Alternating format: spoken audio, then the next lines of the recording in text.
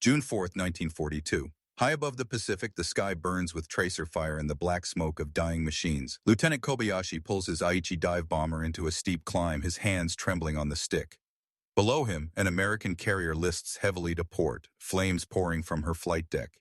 He had watched his bomb punch through the wooden planking, watched the explosion blossom red and orange against the gray steel. That carrier is finished. He knows it. Every man in his squadron knows it. They had done their duty. They radio the report back to the Hiryu, one American flat top confirmed destroyed. But 40 minutes later, as Kobayashi circles back toward his own ship, his wingman's voice crackles through the headset, sharp with confusion. There, cutting through the smoke haze at 19 knots, is an American carrier, flight deck intact, launching fighters, the same silhouette, the same island superstructure, the exact same ship they just killed. Kobayashi's breath catches. He checks his fuel gauge, his compass, his sanity. It's impossible. Absolutely impossible. The spring of 1942 belonged to Japan. From Pearl Harbor to Singapore, from the Philippines to the Dutch East Indies, the Imperial Japanese Navy had swept across the Pacific like a tsunami of steel and fire. 6 months of conquest, 6 months of humiliation for the Western powers. But beneath the surface of that terrifying success, cracks had already begun to show. The Battle of the Coral Sea in early May had been the first time in naval history that two carrier fleets fought without ever seeing each other, their aircraft doing all the killing across hundreds of miles of open ocean. The Japanese had claimed victory, sinking the USS Lexington and damaging the Yorktown badly enough that their intelligence estimated she would be out of action for months. They were half right. The Lexington was gone, or magazines exploding in a fireball that turned night into day. But the Yorktown limped away from that fight, her hull ruptured, her boilers damaged, fires still smoldering deep in her compartments. She made it back to Pearl Harbor on May 27th, trailing oil and listing 3 degrees to port. When she entered dry dock number 1, the damage assessment team delivered their verdict, 90 days minimum for proper repairs. 90 days the United States Navy did not have. Japanese Admiral Isoroku Yamamoto was already planning his next move. Midway Atoll, a tiny speck of coral and sand 1,400 miles northwest of Hawaii, would be the bait. He would bring the entire weight of the combined fleet down on that insignificant island, force the Americans to commit their remaining carriers and destroy them in one decisive battle. It was classic Yamamoto, bold, aggressive, designed to end the war in the Pacific with a single crushing blow. His plan called for 4 fleet carriers, the Akagi, Kaga, Soryu, and Hiryu, the same striking force that had devastated Pearl Harbor 6 months earlier. They would arrive off Midway on June 4th and obliterate any American resistance. Japanese intelligence confirmed that the Yorktown was still under repair at Pearl Harbor. The Enterprise and Hornet were the only operational American carriers in the Pacific, and they were scattered, disorganized, no match for the Kido Butai. The plan was perfect, the intelligence was meticulous, and almost every word of it was wrong. The Americans had been reading Japanese naval codes since before the war started. Not perfectly, not completely, but enough. Station Hypo in the basement of the Pearl Harbor Administration Building had cracked enough of the JN-25 cipher to understand that something enormous was coming, and it was aimed at an objective the Japanese referred to only as AF. Commander Joseph Rochefort and his team of codebreakers worked around the clock, sleeping in shifts, filling blackboards with intercepted fragments and half-decoded messages. They suspected AF was Midway, but suspicion was not certainty, so they set a trap. They ordered Midway to send an uncoded message reporting that their freshwater distillation plant had broken down. 2 days later, Japanese radio traffic mentioned that AF was short on fresh water. Rochefort had his confirmation. Admiral Chester Nimitz, commander of the Pacific Fleet, now knew where the Japanese were coming and roughly when they would arrive. He had one chance to set an ambush, one opportunity to turn the tables on an enemy that believed itself invincible, but he needed every carrier he could get his hands on, and that meant Yorktown had to fight.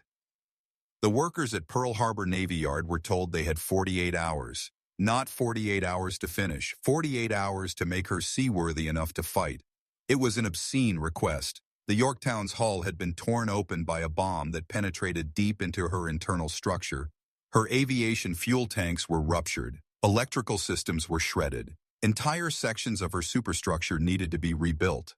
Under normal circumstances, a ship with this level of damage would have been sent back to a West Coast shipyard for 3 months of intensive work, but these were not normal circumstances. On May 28th, 1,400 welders, electricians, pipe fitters, machinists, and carpenters swarmed aboard the Yorktown like ants covering a wounded giant. They worked through the day, through the night, through the next day without stopping. Arc welders threw showers of sparks into the tropical darkness. Cranes swung steel plates into position. Rivet guns hammered like machine gun fire. The noise was deafening, the heat suffocating, the pressure unbearable. Men collapsed from exhaustion and were dragged aside so others could take their place. Sandwiches and coffee were passed hand to hand. No one went home. No one slept. The shipyard superintendent told his foreman that failure was not an option, and the foreman told their crews that the war might be won or lost based on whether this one ship could get back to sea.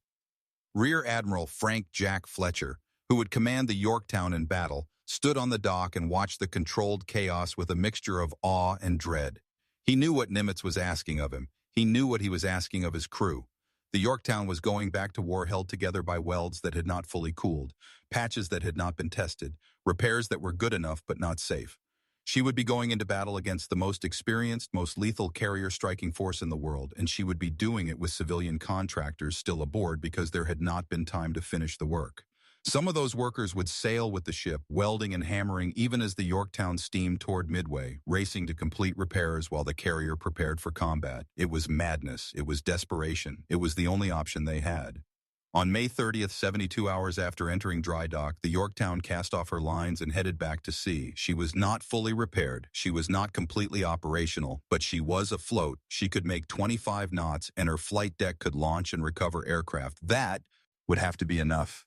Nimitz now had 3 carriers, Enterprise, Hornet, and Yorktown. The Japanese had 4, plus battleships, cruisers, and destroyers in overwhelming numbers. But Nimitz had something Yamamoto did not. He knew exactly where the enemy was going and exactly when they would arrive. He positioned his carriers northeast of Midway, beyond the range of Japanese search planes, hidden in the vast emptiness of the Pacific. Fletcher would command Task Force 17 with Yorktown. Rear Admiral Raymond Spruance would lead Task Force 16 with Enterprise and Hornet. They would wait in silence, listening to radio intercepts, watching the horizon, preparing to spring the trap. The Japanese were steaming straight into an ambush, and they had no idea. Their intelligence still reported Yorktown under repair at Pearl Harbor, out of action, no threat. They believed they outnumbered the Americans 2-1. They believed surprise was on their side. They believed victory was certain. In the early hours of June 4th, as the Japanese carriers turned into the wind to launch their first strike against Midway Atoll, those beliefs were about to be shattered in fire and blood. The difference between the American and Japanese approach to damage control was not just technical, it was philosophical. The Imperial Japanese Navy had been built on the traditions of the samurai, on the belief that offense was everything, that attack was honor, that defense was weakness. Their carriers were designed to hit hard and hit first. They carried more aircraft, more bombs, more torpedoes than their American counterparts. But they carried almost no armor. Their aviation fuel systems used fragile pipes instead of reinforced compartments. Their firefighting equipment was minimal. Their damage control training was an afterthought. The assumption was that a properly handled carrier would never be hit in the first place, and if the battle was already lost. This was not cowardice, it was doctrine. The Japanese Navy had studied the lessons of Jutland, of Tsushima, of every major fleet engagement in history, and they had concluded that speed and striking power mattered more than survivability. They were not entirely wrong. At Pearl Harbor, in the Indian Ocean, in the Java Sea, that philosophy had delivered overwhelming victory. But at Coral Sea, the first cracks appeared. The Shikaku took 3 bomb hits and had to withdraw. The Zuikaku lost so many aircraft that she was combat ineffective. For the first time, Japanese carriers had been hurt, and the men aboard those ships discovered that their training had not prepared them for what came next. The United States Navy had learned different lessons. American carriers were slower, carried fewer aircraft, and were often criticized as over-designed and underarmed. But they were built to take punishment. Their hulls were compartmentalized into hundreds of watertight sections.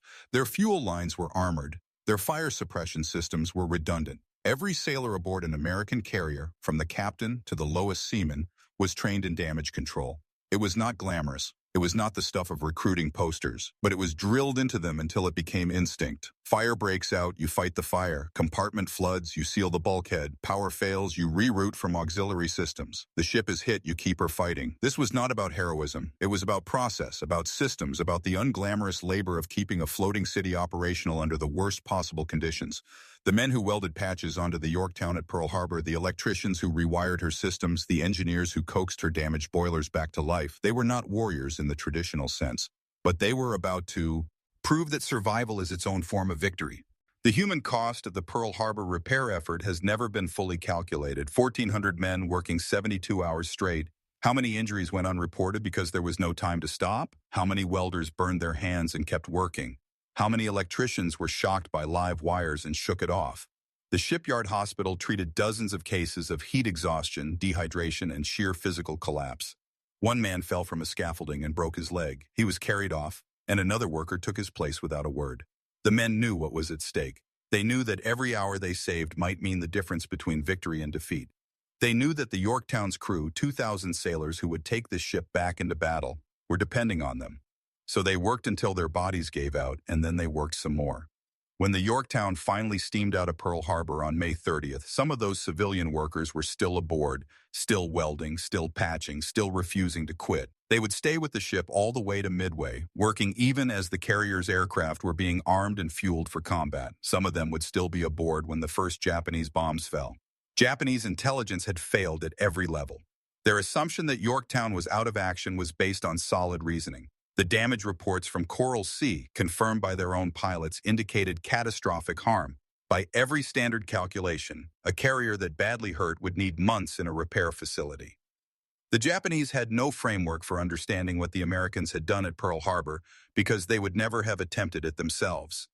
Their own shipyards operated on precision and thoroughness. Repairs were done correctly or not at all. The idea of sending a half-repaired ship back into combat was unthinkable. Almost dishonorable. So when their reconnaissance planes spotted 3 American carriers northeast of Midway on the morning of June 4th, the Japanese command structure went into a state of confused denial. 3 carriers? Impossible. Intelligence confirmed only 2 were operational. The reports must be wrong. Pilots must be seeing the same ship twice. Confusion bred hesitation, and hesitation bred disaster.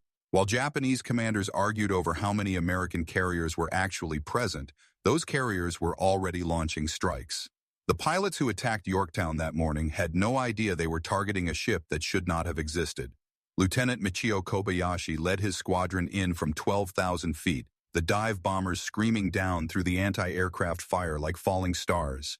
The bomb that struck Yorktown at 12:05 hours punched through the flight deck and detonated deep inside the ship, killing or injuring 66 men instantly. Fires erupted. Smoke poured from the wound. The ship shuddered and slowed. Kobayashi pulled out of his dive and looked back to see the carrier burning, listing, clearly mortally wounded. He radioed his report with confidence. 1 American carrier sunk. His squadron turned for home, their mission accomplished. But below, in the smoke and chaos, something remarkable was happening. Damage control parties were already moving. Hoses were deployed. Firefighting foam was sprayed. The fires that should have spread were contained in 20 minutes. The boilers that should have failed were kept running. The list that should have capsized the ship was corrected by counter-flooding. By 12:20 hours, 15 minutes after the bomb hit, Yorktown was back up to 19 knots and recovering aircraft. She was wounded, yes, but she was not dead. When the second wave of Japanese aircraft arrived at 14:30 hours, the pilots could not believe their eyes. There, steaming at nearly 20 knots, was an American carrier, flight deck operational, launching fighters, the same island structure they had seen in the reconnaissance photos. It had to be a different ship. The one they had hit earlier was surely at the bottom by now. The lead pilot, Lieutenant Tominaga, did not hesitate. He took his torpedo bombers in low and fast, skimming the wave tops, threading through a wall of anti-aircraft fire that turned the sky into a storm of steel. 2 torpedoes struck Yorktown on her port side, tearing open her hull below the waterline. The explosions killed another 20 men and flooded multiple compartments. The ship lost all power. Fires broke out again. This time, the list grew to 26 degrees, and Captain Elliot Buckmaster gave the order that no captain ever wants to give: abandon ship. But even as the crew began to evacuate, damage control parties refused to leave. They stayed in the flooded compartments, stayed at their pumps, stayed at their posts, fighting to save a ship that everyone believed was doomed. The cultural contrast between American improvisation and Japanese rigidity played out in the battle reports that followed. Japanese pilots returned to their carriers reporting they had sunk 2, possibly 3 American flat tops. But the numbers did not add up. If the Americans only had 2 carriers at Midway, how had Japanese squadrons engaged 3 separate targets? The confusion paralyzed Japanese decision-making at a critical moment. Admiral Chuichi Nagumo, commanding the Kido Butai, could not determine how many enemy carriers he was actually facing. He hesitated to commit his reserves. He delayed his next strike while trying to confirm targets. That hesitation cost him everything. While he waited for Claret, American dive bombers found his carriers with their decks full of armed and fueled aircraft. In 5 minutes, 3 of the 4 Japanese carriers were burning wrecks. The Hiryu survived long enough to launch the strikes that crippled Yorktown. But by sunset on June 4th, she too was in flames. The battle was over. And the ship that should not have been there, the carrier that Japanese intelligence had written off as destroyed, had absorbed attacks meant for 2 ships and stayed afloat long enough for the Americans to deliver the killing blow. The morning of June 4th broke clear and calm, the kind of deceptive tranquility that often precedes catastrophe. Aboard the Yorktown, the crew was at battle stations by 04:30 hours, every man at his post, every aircraft armed and ready. They had been steaming toward Midway for 3 days, and now they were in position, hidden in the vastness of the Pacific, waiting for the Japanese to show themselves. At 05:34 hours, a patrol plane from Midway radioed the sighting report everyone had been waiting for. Many enemy planes heading Midway bearing 320, distance 150 miles. The Japanese carriers had been found. Admiral Fletcher did not hesitate.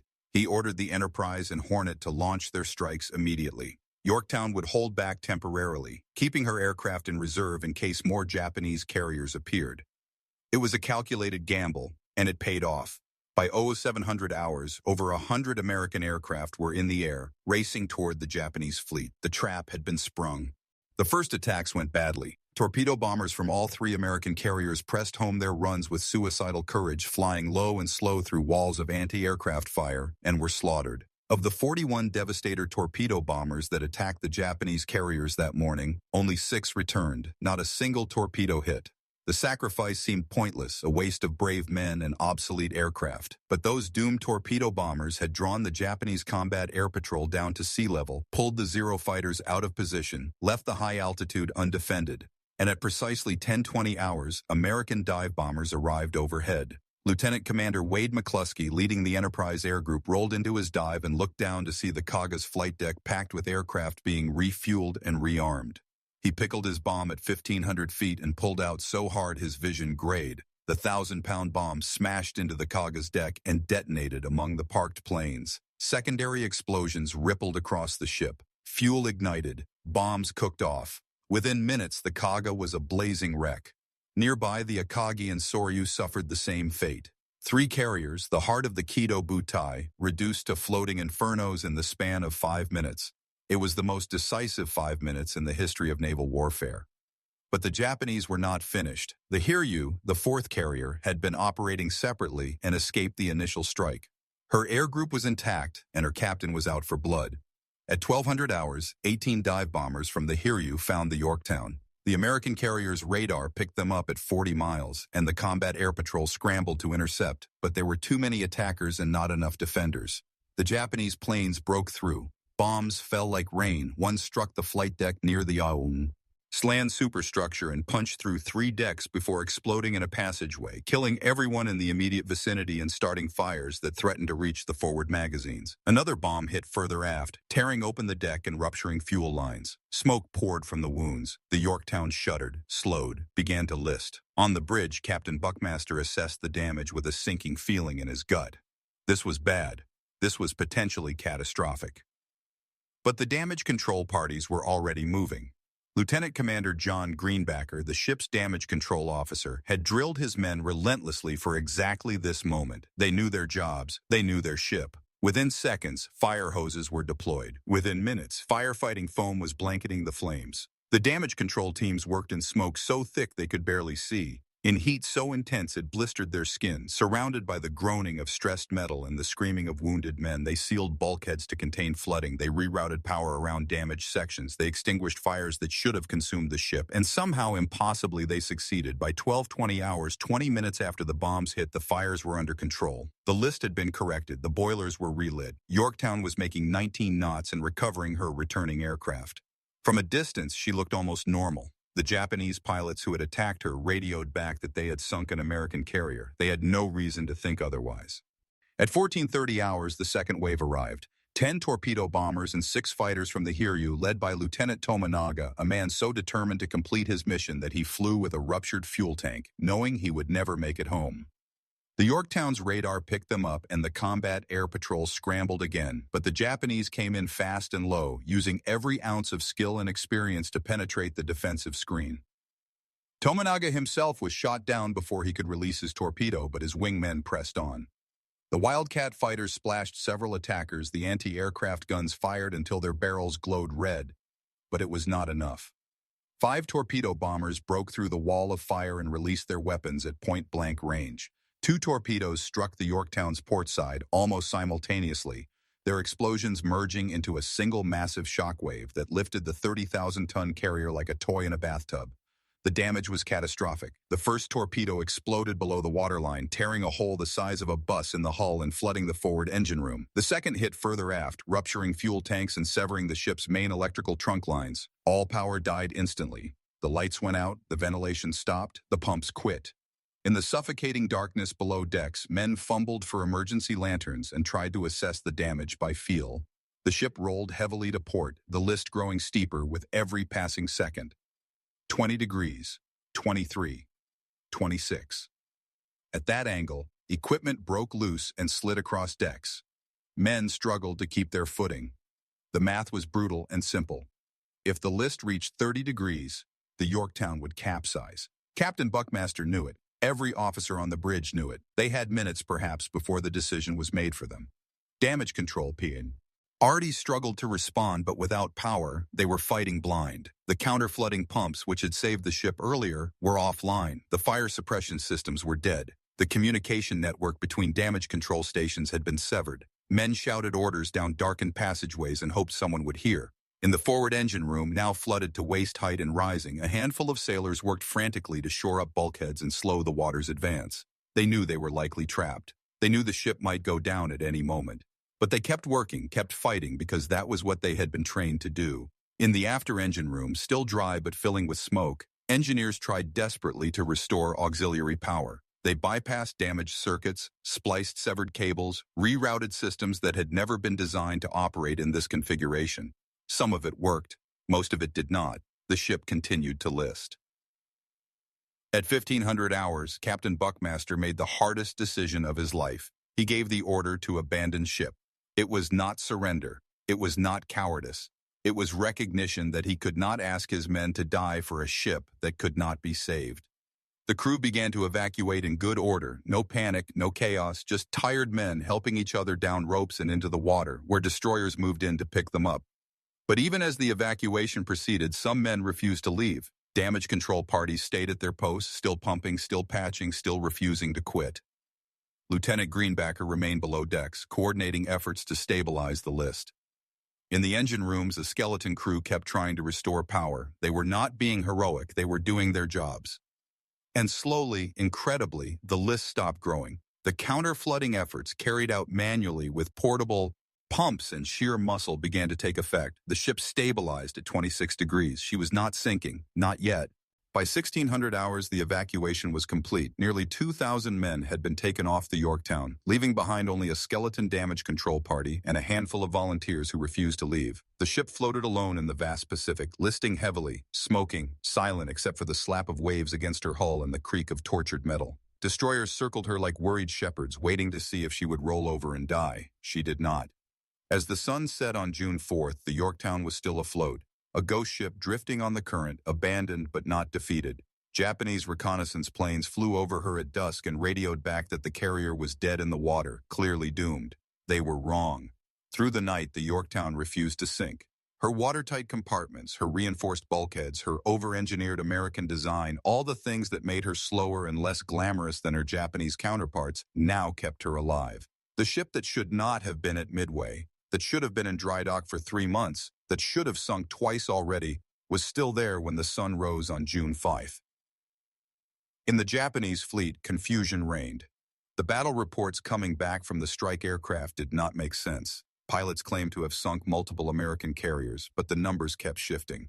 First it was 1, then 2, then possibly 3. Some pilots swore they had hit the same carrier twice. Others insisted they had attacked different ships. Admiral Nagumo's staff tried to reconcile the reports with their pre-battle intelligence, which had confidently stated that only 2 American carriers were operational. The math did not work. If the Americans only had 2 carriers and Japanese pilots had sunk 3 or 4, then either the pilots were wrong, the intelligence was wrong, or something impossible was happening. Confusion paralyzed decision-making at a critical moment. Nagumo hesitated to commit his reserves. He delayed launching follow-up strikes. He waited for clarity that never came. And while he waited, his own carriers burned. By the evening of June 4th, 3 of the 4 Japanese fleet carriers were gone. The Akagi, Kaga, and Soryu had been abandoned, their crews evacuated, their hulls consumed by fires that could not be extinguished. The Hiryu, the last survivor, had been found and bombed by aircraft from the Enterprise and was now also burning out of control. The Kido Butai, the most powerful carrier striking force ever assembled, had been destroyed in a single day. Japanese officers who witnessed the disaster could barely comprehend what had happened. 6 months ago, these same ships had struck Pearl Harbor with impunity. 3 months ago, they had terrorized the Indian Ocean. Now they were funeral pyres lighting up the night sky. The psychological impact was shattering. The myth of Japanese invincibility, carefully cultivated since the start of the war, died in those flames. On the morning of June 5th, Captain Buckmaster returned to the Yorktown with a salvage party. The ship was still afloat, still listing 26 degrees, but stable. The decision was made to try to save her. A destroyer came alongside and passed over pumps, hoses, and portable generators.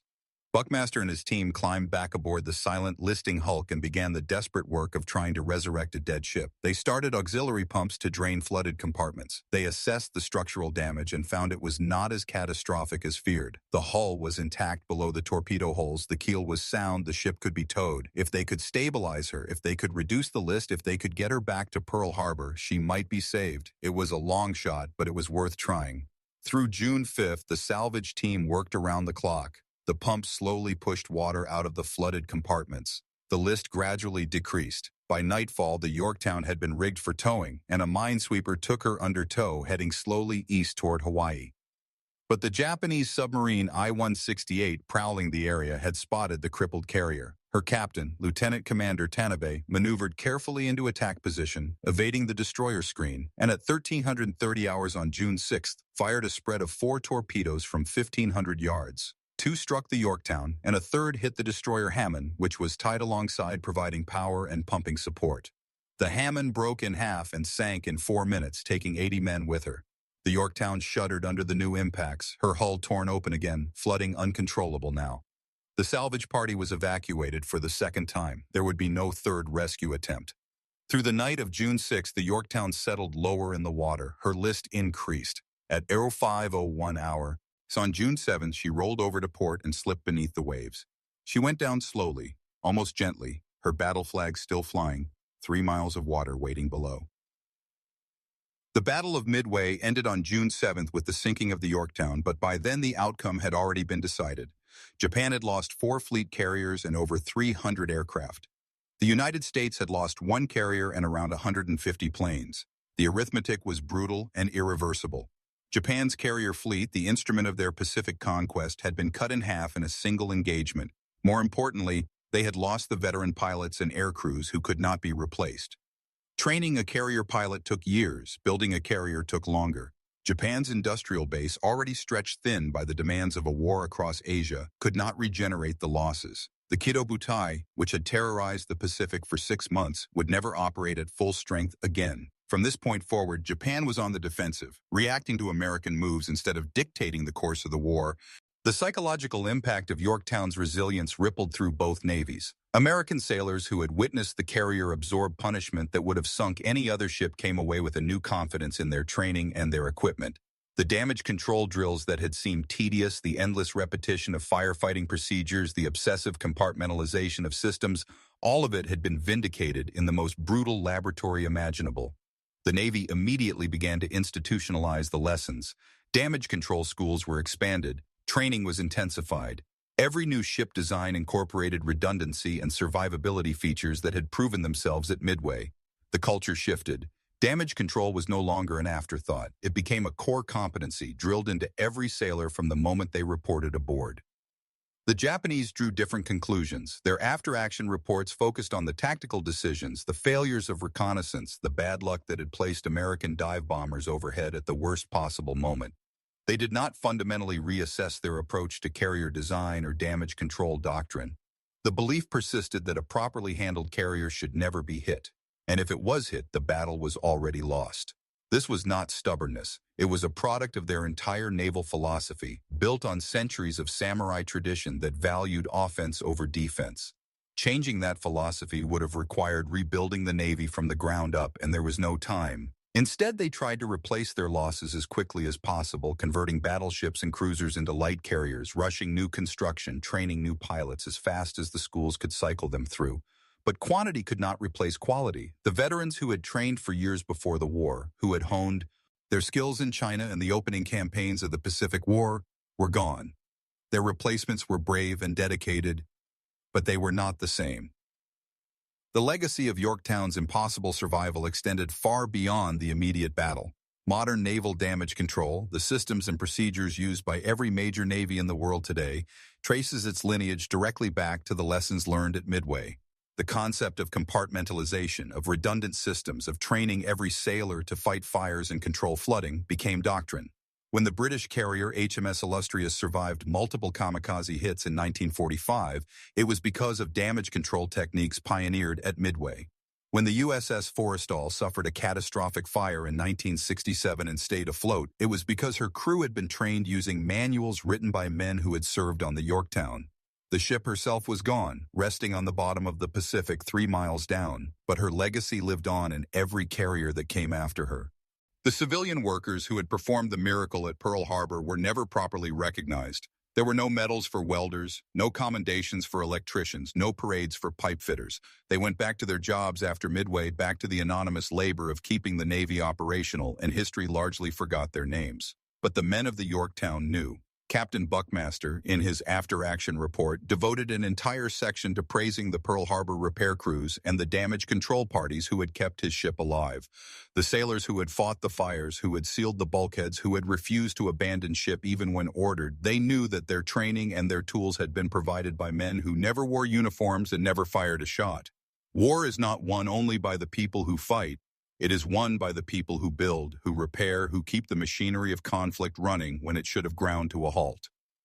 3 miles beneath the surface of the Pacific, the USS Yorktown rests in darkness. Her flight deck, once thundering with the roar of engines and the controlled chaos of launch operations, is now silent and encrusted with deep-sea corals. Her hull, torn open by torpedoes and bombs, lies partially buried in sediment. She is a grave and a monument, a resting place for the men who went down with her and a testament to the ones who refused to let her die easily. The Japanese pilots who reported impossible sightings, who swore they were fighting phantom carriers that should have been sunk hours earlier, were not wrong. They were seeing something that defied their understanding of how war was supposed to work. They were encountering a ship kept alive not by luck or divine intervention, but by human skill, by unglamorous preparation, by the kind of grinding, unsexy competence that rarely makes it into the history books. The story of the Yorktown is not about heroism in the traditional sense. There were no banzai charges, no dramatic last stands, no individual acts of cinematic bravery. There was only work, exhausting, dangerous, relentless work performed by people who understood that survival is an act of defiance. The welders at Pearl Harbor who gave up sleep to patch a ship that should have been scrapped. The damage control parties who fought fires in smoke-filled compartments while the ship was under attack. The engineers who kept the boilers running when every system around them was failing. These were not the warriors whose names are remembered, but they were the reason the battle was won. War, in the end, is not decided by grand strategy or brilliant tactics alone. It is decided by the accumulated weight of 10,000 small decisions, by the willingness of ordinary people to do extraordinary things when everything is falling apart. The Yorktown fought at Midway with welds that had not fully cooled and repairs that were never meant to last. She absorbed damage that would have sunk 2 normal ships. She stayed afloat long enough for the Americans to deliver the killing blow to the Japanese carrier fleet, and in doing so, she changed the course of the war. When she finally slipped beneath the waves on that June morning in 1942, she took with her the Japanese hope of quick victory. The carriers that burned at Midway were irreplaceable. The pilots who died were irreplaceable. The myth of invincibility was irreplaceable. And the lesson the Americans learned, that a ship is only as strong as the men who keep her fighting, became the foundation of every naval battle that followed. The Yorktown is gone. But the impossible thing she did, the refusal to die when death was certain, echoes forward through 80 years of naval history. Somewhere in the darkness of the deep Pacific, her hulk still rests, a reminder that the most important victories are often won not by those who strike first, but by those who refuse to stay down.